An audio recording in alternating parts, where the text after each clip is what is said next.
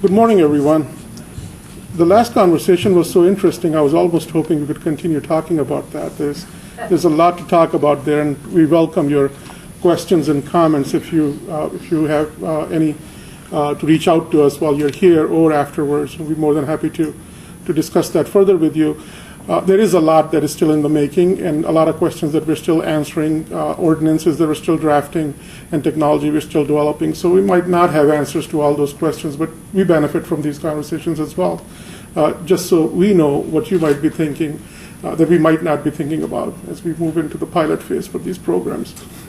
The topic of my conversation today is about items that are coming up in ground transportation world that could impact, or landside world that could impact landside operations. And to me, that's a bit of a narrow conversation. To set that conversation up, I'm going to talk a little bit about a few different aspects of the airport management that kind of sets up the conversation very specifically for what we're going to talk about. And as much as we all want to come to these gatherings and have answers to our questions as we walk away, the fact of the matter is a lot of times we come here to leave with more questions, and hopefully with the right questions that would initiate conversations among our own ranks and among professionals like the ones representing different airports and industries here, and come up with answers in long run that benefit everybody. And my conversation will probably lead to more questions than answers, and hopefully will benefit us as an industry in long run as we continue on exploring some of these possibilities.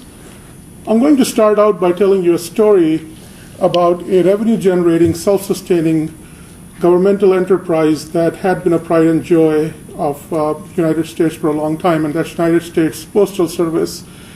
Until mid-90s, they made money every single year. They had healthy reserves. They were hardly leveraged. They had no debt. And many governmental entities praised them for their ability as a governmental entity to remain self-sustaining and profitable. But that changed, and it changed in mid-90s by the invent of something called email, something very small that we live with every single day and don't think about the impact it has had. Between 2002 and 2011, first-class mail, which was the bread and butter of USPS, they had essentially stopped competing in the package world. They dropped by 50%. Those transactions dropped by 50%. Between 2007 and 2014, United States Postal Service lost over $52 billion, eating up pretty much all the reserves they had over the decades. And not just that, but they, in 2012, 13, and 14, failed to make several of their legal obligations, amounting to over $22 billion. They're not able to borrow any more money. They're fully leveraged. The federal government puts a cap on how much they can borrow. And they only have, as of the annual report for 2014, 21 days of operating reserves available, cash available, or cash equivalent available, which is not a lot of money if there's an economic downturn or something else hits their business. So from conventional business sense, this is as bankrupt as you can get, right? So this is as bad as things can become financially for a company or an organization. And this has happened to them not in a day or two, it's 2 decades, slowly and gradually bleeding. And it would be unfair to say that the Postal Service did not take all the steps that they could take to fight this revenue loss. They hired some very intelligent people.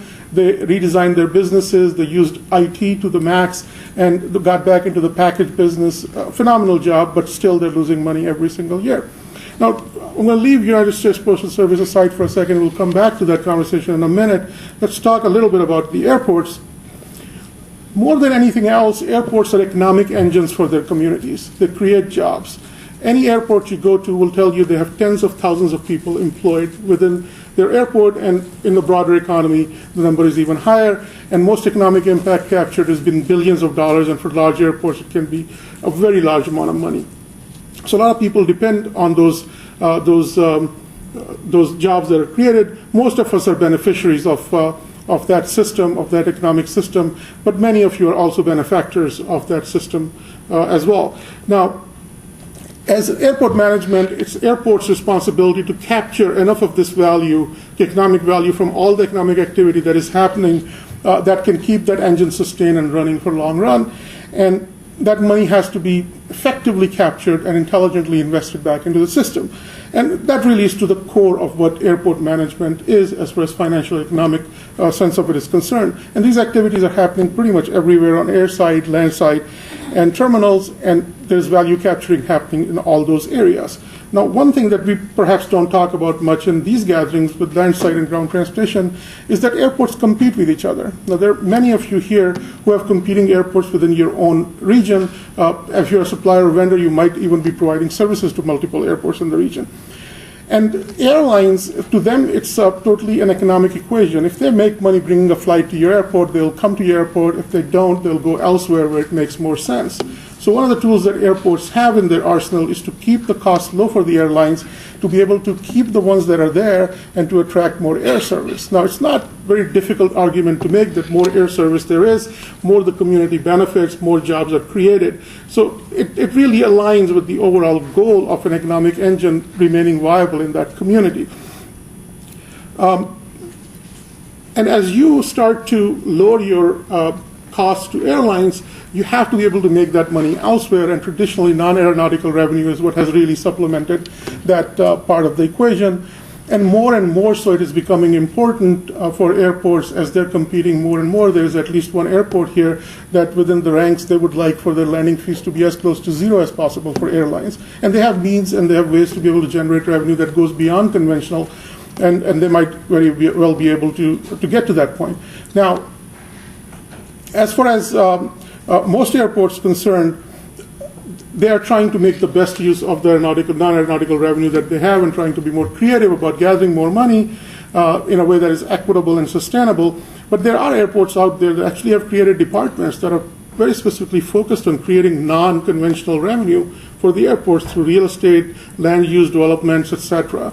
In some cases, there is also energy that is being captured on certain airports, gas, etc., to be able to generate further revenues. And that theme will remain, and it's not just in the United States, it's throughout the world. A lot of the world operates airports as a for-profit business, and they feel that that is a legitimate entrepreneurial aspect of the airport. In case of the United States, where most airports are publicly owned, pretty much all the airports are publicly owned, and many have restrictions put in through grants that are received by the airports, or the original land deal that they receive from the federal government, that they're limited in terms of what they can do and what they can do with the revenue and where they can invest it. So it's self-sustaining, if nothing else. Now, conventional revenue, almost everybody knows about: restaurant, shops, parking, rental car concession, ground transportation. And if you really look at this spectrum of things, it stands out quickly that landside or ground transportation or surface transportation is really a big chunk of that. And parking has always conventionally been the major source of revenues for most airports.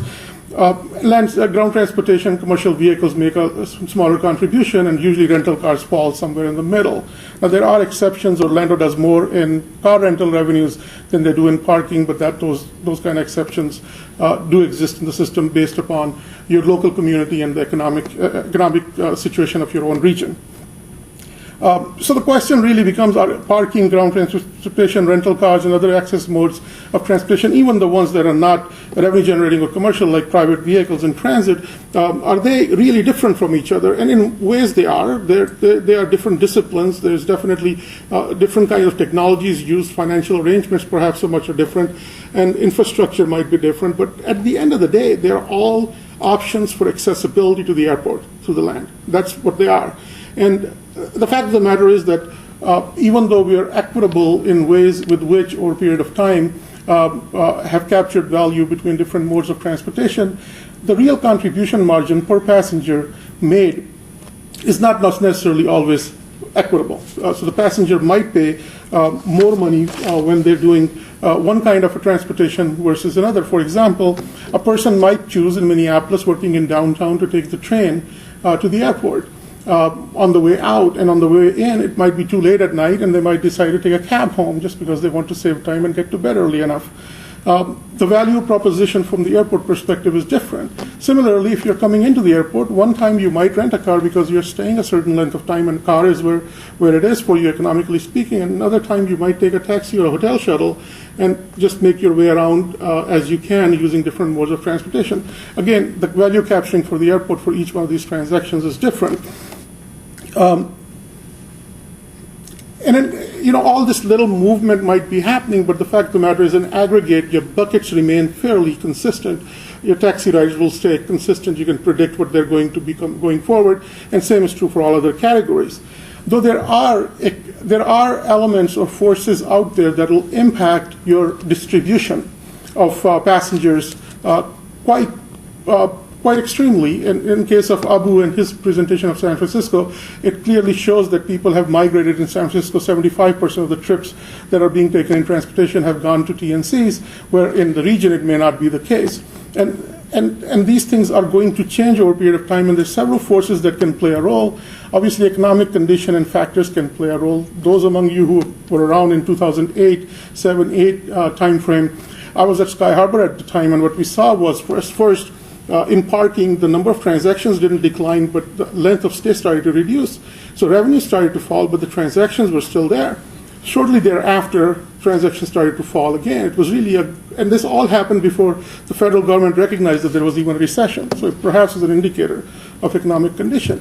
If most airports right now are increasing in the length of time and staying pretty steady with the number of trips that they're getting, which again is an indication of comfort level that people have and the amount of time they're spending traveling, and there's a correlation about their length of trip as well as the money that they spend on that trip. The next three things, changes in local transportation policy, changes in consumer behavior, and network transportation options and solutions, are all kind of integrated with each other. You cannot create need for a product. The need for product has to exist before the product comes into the equation. Now, some could argue that somewhere in the life cycle of a product, you can start using marketing or pushing that product to accelerate the life cycle, but the need intrinsically has to exist before you can start a product. So when you say that these different form of transportations are coming, one has to recognize that need already exists. So when they come to the market, there are people willing to take that and run with it. And also the local transportation policies.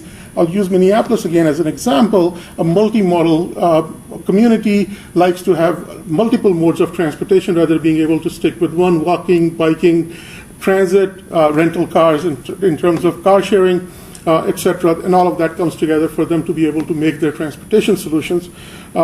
Again, consumer-driven. Public policy is driven by popular opinion. It's not the other way around, especially in a democratic world. So when you have policy changes that are happening because society wants to move in a certain direction. Now, you might move at a certain pace in certain areas compared to others, but that shift is going to happen representing that community. And again, I use this wild example. Marijuana has already been mentioned. The communities that are legalizing marijuana, it represents that community's will to be able to legalize marijuana. They're not doing so for any other reason. And that is an incredibly important thing to remember as we deal with these new technologies as they come in. So we know what some of these are. I'm not going to talk about transportation network companies anymore. I think there's been enough conversation about that. Auto rental solutions, you probably have people knocking. Those airports that are here have people knocking on your door. This is where people can use their personal vehicles and rent them out rather than storing them, either in off-airport or in an airport lot. Car sharing, many of you from Miami, Seattle, Denver, those areas, San Diego is another one that has car sharing already. Car2Go is a big name there and really has been a game changer.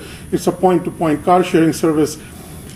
And car rental industry started taking interest in car sharing back in 2013 when Avis Budget Group bought Zipcar, the largest provider of car sharing. So they see opportunity in that. So there is definitely something happening in that world that could potentially have an impact on how ground transportation is handled. Now, most of this is emerged in 5 to 6 years. We weren't having these conversations 4 years ago. I believe UberX and Lyft really came to, those particular functionalities came into being in 2012 or so.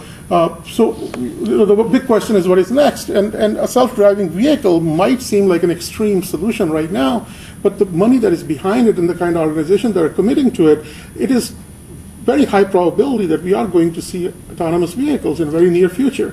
And that can completely change the game.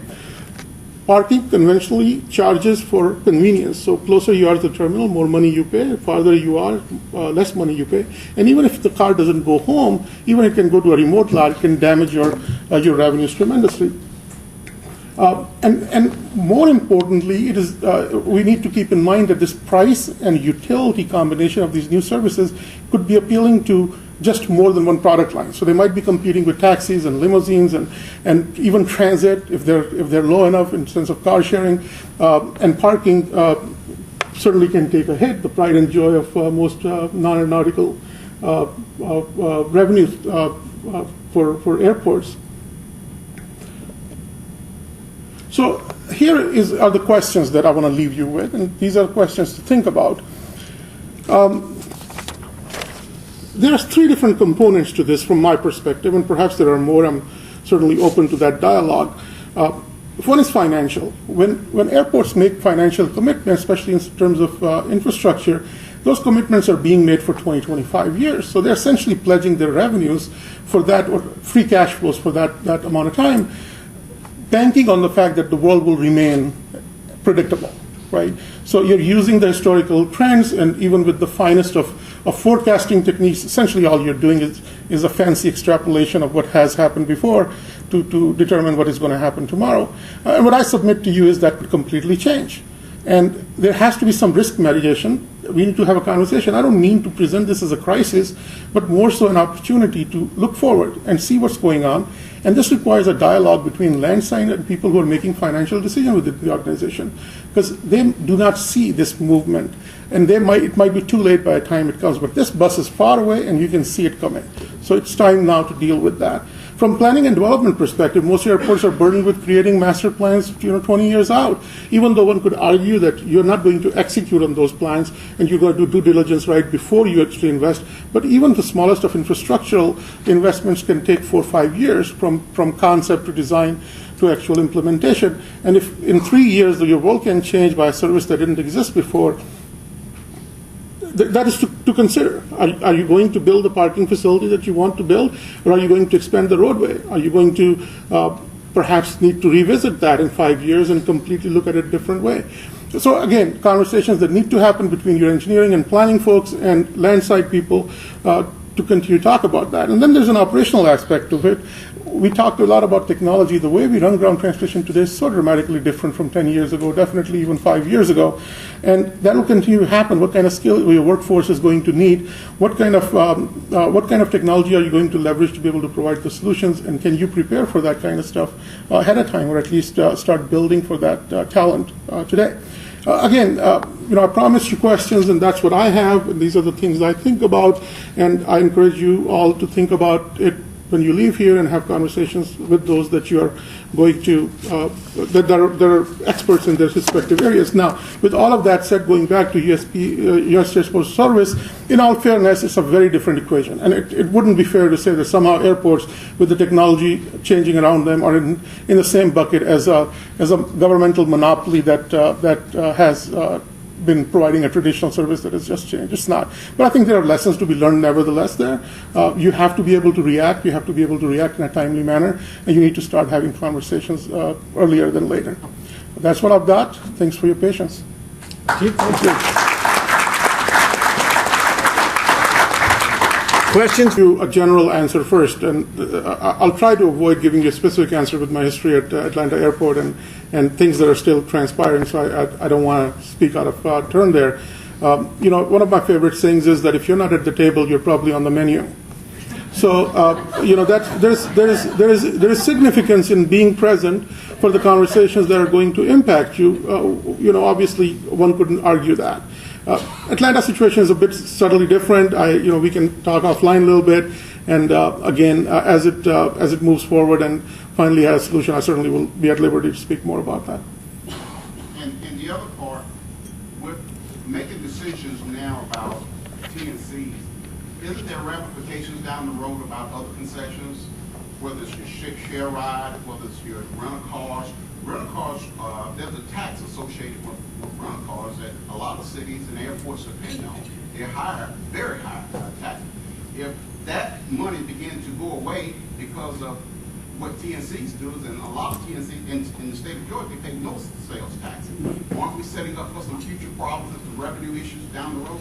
Yeah, I think that was the theme of my my presentation, is that there's a lot of unknowns. So you're talking about CFCs and rental car industry. Yes, rental car industry could, imagine hourly cars being a better option for people, and how do you capture value from that? How do you capture CFCs from that? Currently, the practice is that you pay CFCs. They're asked to pay CFCs on every transaction. I know few airports are doing rental cars where Zipcar is in play and they pay CFCs for each transaction. But your point well taken, and the question really is that what can change and how it can change. I think rather than being defensive, we just need to be proactive and understanding those elements and preparing ourselves for what those changes are. It's not a world-ending situation. I really want to emphasize that. But it is a situation that you cannot be indifferent to. You have to be watching out for it. Any other questions? Atif, thank you again. Appreciate it. Thank you.